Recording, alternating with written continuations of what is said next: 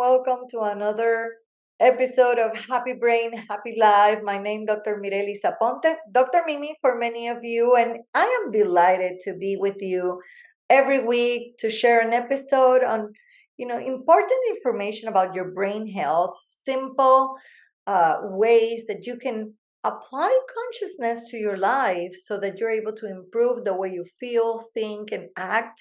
And it is my goal to make it as simple as possible so it can be practical for you. It can be a way of you gaining consciousness and making, those steps that will get you into a much happier and fulfilling life. Now, we always take care of our bodies, right? We have learned to have healthy lifestyle. But what does, research say about brain health? I'm going to tell you a little secret. I just did this exercise as I was preparing for this episode, and there is something interesting. If you text or you, kind of put in there on any Google Scholar, even PubMed, which is one of my medical references, the words brain health, there is a handful of articles that will come up, and they don't even talk about necessarily brain health. And so it was astonishing to me to think that there is a lot of research on, yes, neuroscience, on cognitive problems, on mental health, but about brain health and the promotion of brain health and the importance of brain health is yet to be published. So I'm excited. There's a lot to publish. There's a lot more research to do in this field. However, in the healthy lifestyle area, there is plenty of information on how our healthy lifestyles can promote a healthy brain. And that I really enjoyed finding out. Now, we are really focused in the medical part of, of neuroscience into how to identify cognitive problems, how to recognize them, ways of identifying these issues, dementias, Alzheimer's disease, and all this, learning disabilities and how to identify them. But there is not a lot of research about how to prevent it, care, and improve the quality of life of people that might have any of these diagnoses. And so anything that I say here is not supposed to substitute any medical advice. But let me tell you something. When we introduce ourselves into a brain health, perspective, we are able to give hope to people. We are able to empower people to take charge the same way that they do about the rest of their health. They are able to take charge to the way they think, feel, and act. And so for me, it is so important to share with you some of this. So let's talk about 5 main points within research that are related to brain health. And number 1 is the one that I just mentioned, is healthy lifestyles. Now, we have heard and we hear there's magazines, there's books, there's so much information about a healthy lifestyle. And let me tell you, this is the perfect and most important piece for your brain health. I have literally seen people improve dramatically their symptoms by only changing their lifestyle. And that does not mean that medication might not be important or useful at some point, and that certain conditions certainly will require support, right? Medical support, 100%. But there are significant changes that we can make and support our treatment with healthy lifestyles. And so what does that entail for the brain, right? Number 1, what are we eating? What are we eating? Everything that we eat is part of what is fueling and allowing connection in our brain. We have talked in previous episodes about the three basic factors, biologicals or our anatomy, how we are built. As long as we're not missing any piece of our brain, we should be good to go, right? We are functioning. And even if you are, the brain is so resilient that you create neuroplasticity and it starts finding ways of making your body work. So certainly biological, chemical, right? The whole chemistries of our bodies are a key component. So what we eat, what we put in our bodies to fuel it, to fuel the system, to fuel our neurons, to fuel that connection, is key to how it works, right? And we certainly have to consider how we are hydrating the system. So out of the three factors, chemistry and physics, right? How is that energy flowing? Now, if we don't have a healthy diet, there is not going to be either a healthy energy within our system, right? That energy that needs to flow from one neuron to another, it's not going to do it appropriately if we're not adequately having a healthy diet. Now, additional to that is the hydration, right? Hydration goes within that healthy diet because we are 75% water.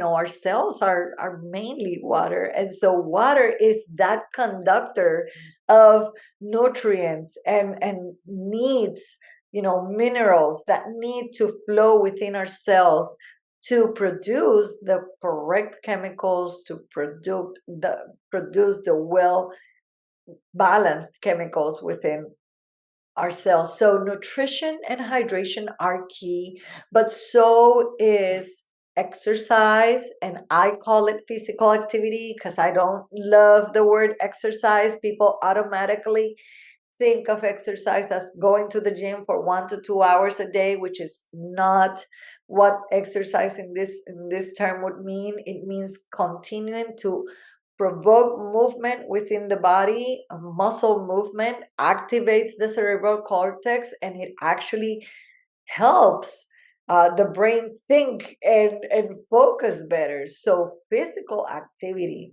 whichever it is, the one that you find and that you're passionate about, is going to be the best one to keep you engaged and keep you motivated to produce, a healthy brain. And last but not least is sleep, right? So within research, sleep deprivation is one of the worst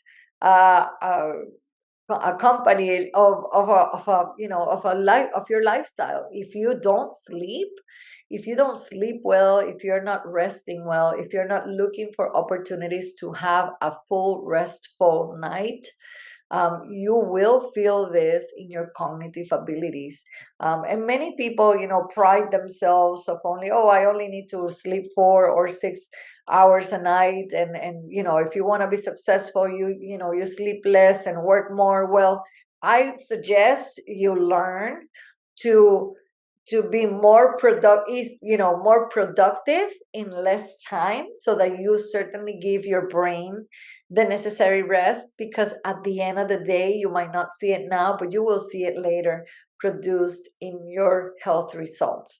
And so it is fantastic to be successful, but when you don't have the appropriate result, the appropriate rest, you will see it perform in your life as sickness. Typically that's what it's going to show through dementia, physical illness of every kind, because the body needs time to restore. So find your rhythm. I will talk about sleep in a later episode and go more specific as to what things could benefit. Now, a lot of people don't necessarily have to sleep 8 hours a night, but they can benefit from those 8 hours within a window. I call it a window of 24 hours. So in the past, in many countries, actually, I'm Latina. If you haven't noticed my accent yet, I am Latina.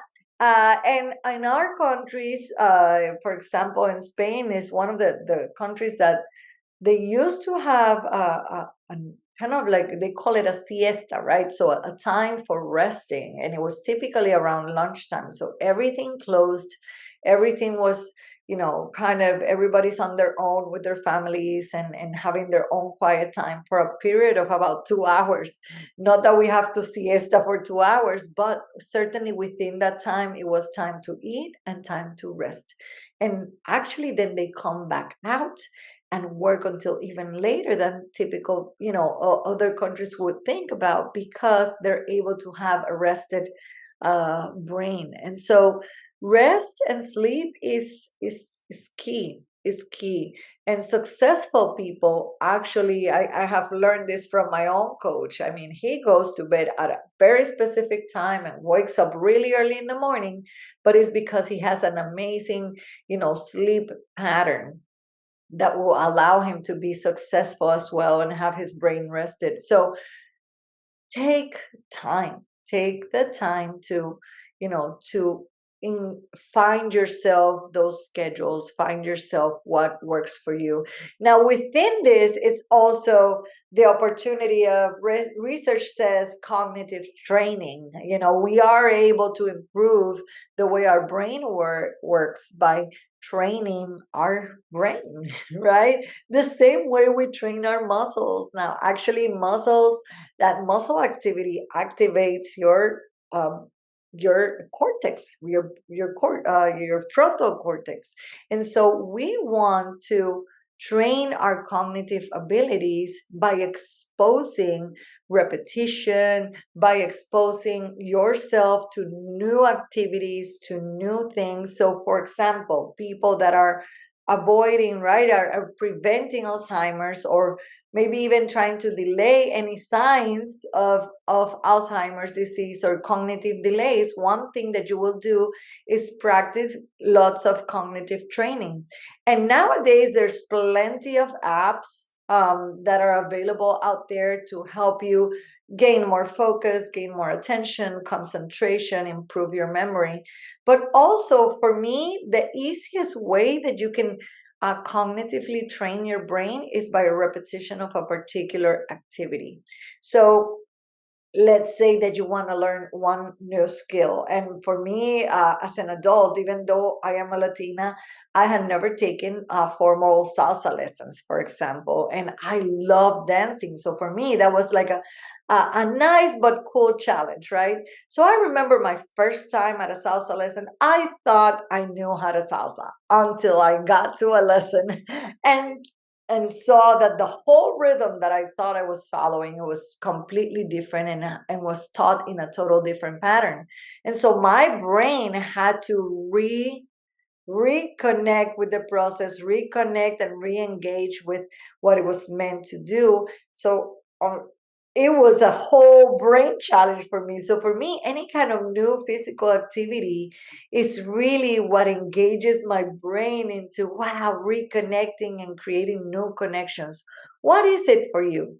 If you want to improve that cognitive training, one thing that you can do, for example, lots of people love crosswords, but now we should go ahead and introduce Sudoku, for example, which is related to numbers. And so it just uh, creates a change in the brain that is necessary for it to think and refocus in a new way. So it's something that works for you. But what else does the research tells us about the brain?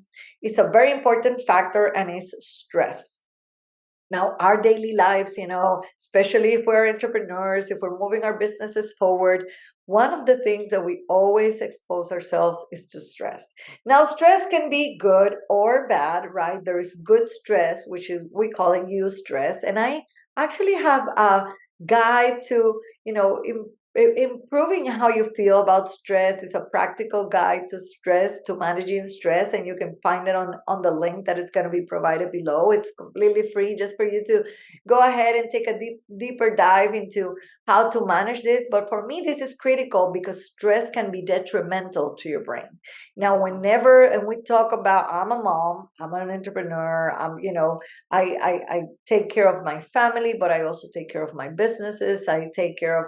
I actually take care of a whole farm, 6 horses, and I cannot, list down everything that I take care of. However, Yes, it can be at times stressful. Yes, it can be too many roles or too many things going on at the same time. So I think everyone in this world right now can experience some kind of stress, right? And the good stress would be, oh, that excitement, that new thing that I'm gonna do, that new maybe a race that I'm gonna be in, and that stress that comes right before it that you want to be so ready for, right? But the negative stress is the patterns of stress that we sustain for a longer period of time, and we continue and we continue and we continue to stay in that state of stress.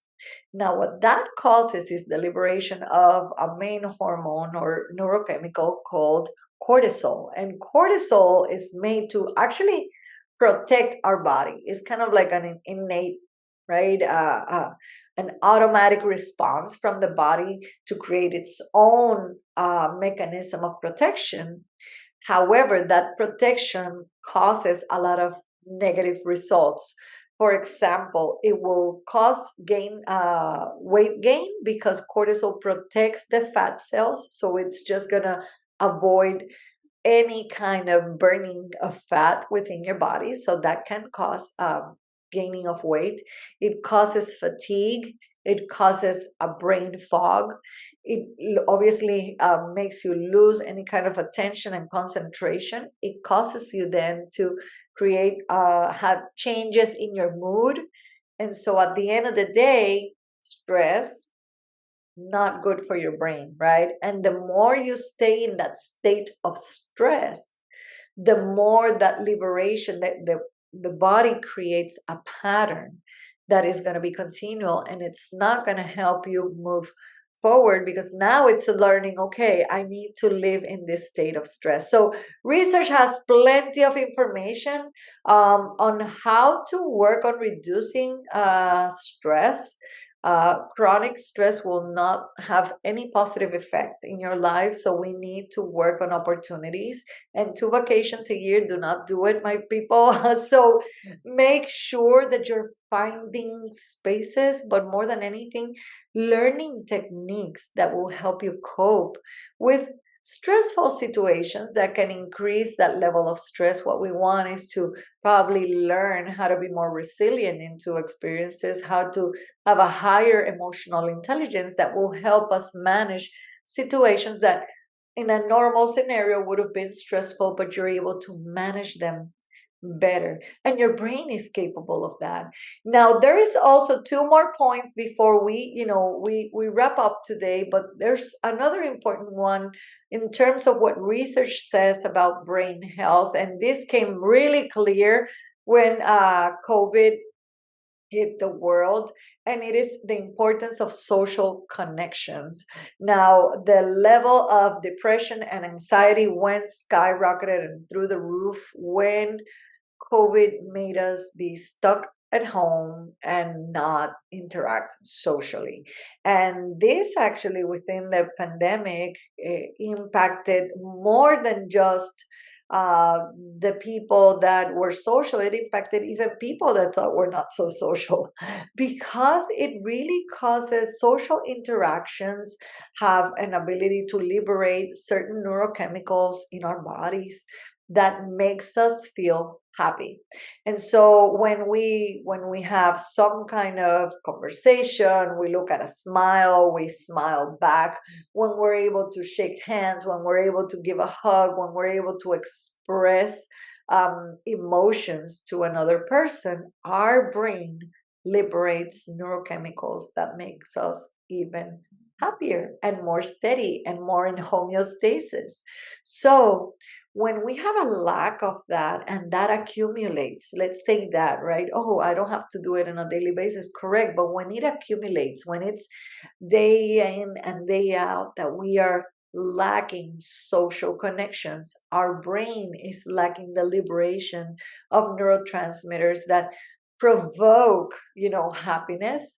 And so it is important for us to continue to keep social connections in some way or another. And so find a friend. I always say, if you don't have to tell your story to everybody in your world, but find someone that you can connect to. Find that person that when you are down, you can connect to, and that is going to make a big difference, even if it's not necessarily direct family. You certainly need to connect to people, and I think in my life, we have done exactly that. We have attracted around us people that love unto us, but we love unto them. And I have had clients, for example, that have been going through a divorce. And I remember this one particular client that said, but I don't feel like there's nothing that's relieving the pain. And I remember this one time and I said, go and serve. Find a place where you can go and serve and love unto others, and then we're gonna talk. And I remember how she decided to go and volunteer for a soup kitchen at that time, and then she got involved in some volunteering with children at church. And about a month later we meet again, and we were talking, and she says, I cannot believe it, but the pain, I don't feel it at all as it was before. Like it doesn't come back in the same way.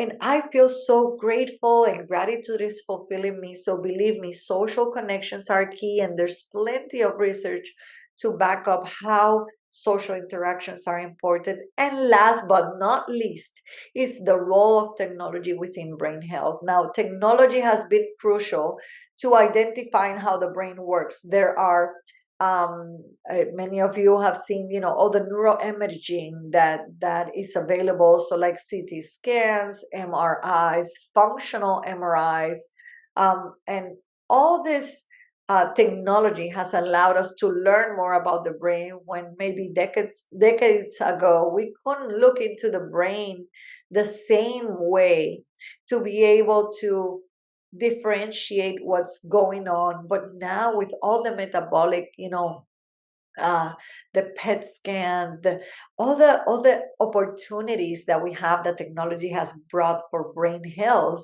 have allowed us to see how past trauma is impacting our brains, how past accidents, right, and brain trauma has been impacted by those, how we are able to actually change and interchange the connections within our brain, how our brain works under pressure, I mean, technology has been a crucial defining moment, and then that's why I love Dr. Daniel Amen's work, because he has focused on using technology as a way to finding out more about the brain and how to keep it healthy, but more than anything, how to transform the brain that I have today into an even better brain tomorrow. And that is exactly what we want to promote here. So research has been a key component of, eradicating, because that's my goal, eradicating mental health and promoting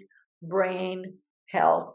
And so, yes, excessive technology can be detrimental to us and can have negative effects. It is how we learn to use it towards our benefit that can certainly create that homeostasis and that balance. I hope that you have gained some insight as to how much research is out there that we can take advantage of, but how much more we need in this beautiful field of brain health, and how we're able to promote and add value to others by, just sharing simple things. How is it that through research we find that, repetition, healthy diets, hydration, physical activity, good sleep can improve our own brain health. I hope you're building a happy brain so that you can have a happy life. And I look forward to our next episode the next week.